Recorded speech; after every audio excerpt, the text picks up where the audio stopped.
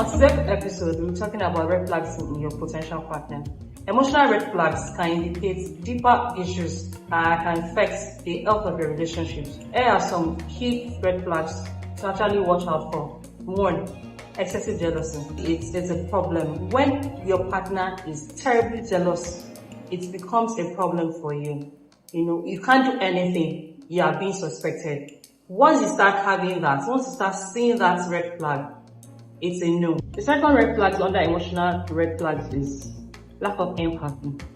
When your spouse, when your partner does not have empathy for you, regardless of whatever situation you are, it's a red flag. The person you're involved with should have empathy for you, should know when something is wrong with you, to be able to help you deal with the situation. The next thing under emotional red flag is unresolved anger. When your potential partner just bursts out of every situation, they shout, they scream, it's a problem. It's a red flag you need to actually watch out for. When they have angers that, they have things that they feel was wrong, you have done wrong, and they can't actually tell you straight up that you have done something wrong, and instead they shout or scream over it, it's a red flag for you. Behavioral red flags can actually indicate unresolved personal traits in your potential partner, unresolved issues they have in their life. 1. Disrespect to others. You have to pay close attention to how your potential partner reacts to other people, how they treat other people. It says a lot about who they are.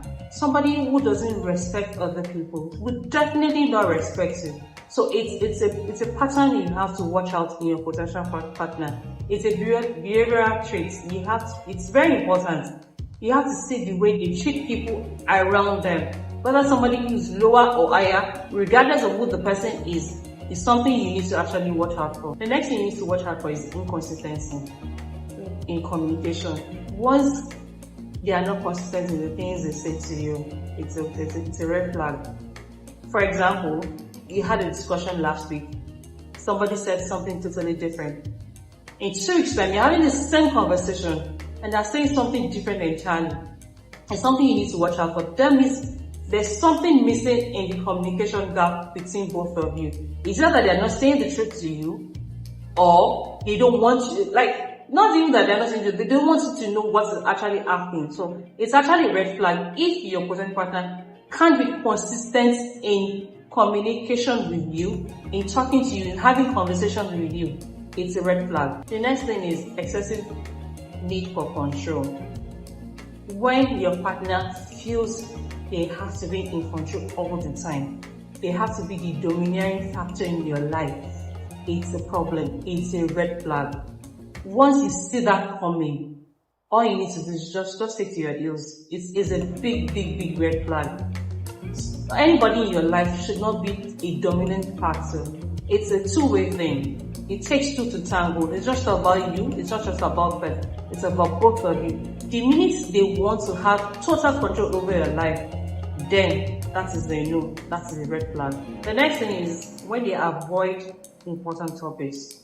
When you have a conversation with somebody and you're asking them, you're talking about things that are very important in your life. For example, finances. When you're asking questions on how you're going to manage your finances, both of you together, and they avoid that, it's a red flag. Don't go into a relationship and thinking, oh well, it doesn't matter, it really does. Anything that has to do with topics that are very important to your life together is something you need to actually watch out for. Things like finance, things like having children, how many children do you want to have, how many children do you want to have, how long are we going to work? I'm a working class partner and my partner feels like, okay, if we're getting married, am I still going to be working? Does he want me to stop working? These are very, very fundamental questions in your relationship.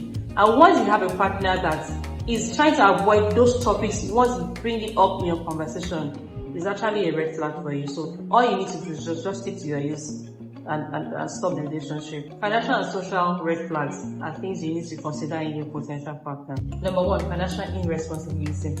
Once you notice that your potential partner is not financially responsible, it's a problem. Because at the end of the day, when you guys are now together and are married, how do you manage your finances? If, for example, you probably have money with the person and they spend it without even asking you that owns the money that, okay, I've spent this money or I need this money. They just take it without even informing you. They feel like you really you don't need to know. And if they can't account for what they have actually spent the money on, it's a financial irresponsibility on the person's part, and it's a red flag. It's something you need to actually watch out for. The next thing is isolation from friends and family. There are people who will tell you, one year with me, just about me alone. Some people will tell you can't even be on social media. Some people tell you can't talk to your friends. Once you see that, please take to your heels.